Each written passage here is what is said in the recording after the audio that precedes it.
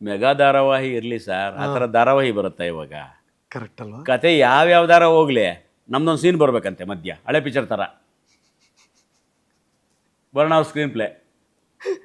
ಅವರು ಕತೆ ಬರೆಯೋರ್ಗೆ order ಮಾಡಿದ್ದವರು, scene ಹೋಗ್ತಾ ಇರಲಿ, ಸೆಂಟ್ರಲ್ ಲಿಂಕ್ ಬಂದು ಹಿಂಗೆ ಹೋಗ್ಬೇಕು, ಲಿಂಕ್ ಇಲ್ಲ, ಗ್ಯಾಗ್ ಅಂತ ಅದಕ್ಕೆ, ಗ್ಯಾಗ್, ಹಾಂ ಸೆಂಟ್ರಲ್ ಲಿಂಕ್ ಒಂದು ಬಂದು ಹೋಗಲಿ ಅಂದ್ರೆ ಅರ್ಥ ಏನು, ಇಡೀ ಸೀರಿಯಲ್ ಮುಗಿಯೋವರೆಗೂ ಎವ್ರಿ ಡೇ ನಾವಿದ್ದೀವಿ. ಸೊ ನಾಗರಾಜ್ ಕೋಟೆ ಅವ್ರು ಬಂದೇ ಬರ್ತಾರೆ. ನಾವು 3 ಜನ, ನಾನು, ಮೂಗ್ ಸುರೇಶ, ಇನ್ನೊಬ್ರು ಗಂಗಾಧರ್ ಅಂತ, 3 ಕ್ಯಾರೆಕ್ಟ್ರು, ಕತ್ರಿಬಾಲು, ಚಿನ್ನೋಜಿ, ದುಬ್ಬೀರ, ಕೋಳಿಕಳ್ಳ, ಈ 3 ಜನದೊಂದು ಬ್ಯಾಚು ಎವ್ರಿ ಡೇ. ಅಣ್ಣವ್ರು ಕೇಳಿದ್ರಂತೆ, ಎಲ್ಲಿ ಹಿಡ್ಕೊಂಬಂದ್ರಿ ಅವ್ರು 3 ಜನನ ನಗೋಬರ್ಣ, ಚೆನ್ನಾಗಿ ಮಾಡ್ತಾರೆ ಕಣ್ರಿ ಅವರು, ಒಳ್ಳೆ ಕಪ್ಪಿ ಥರ ಅಂತ.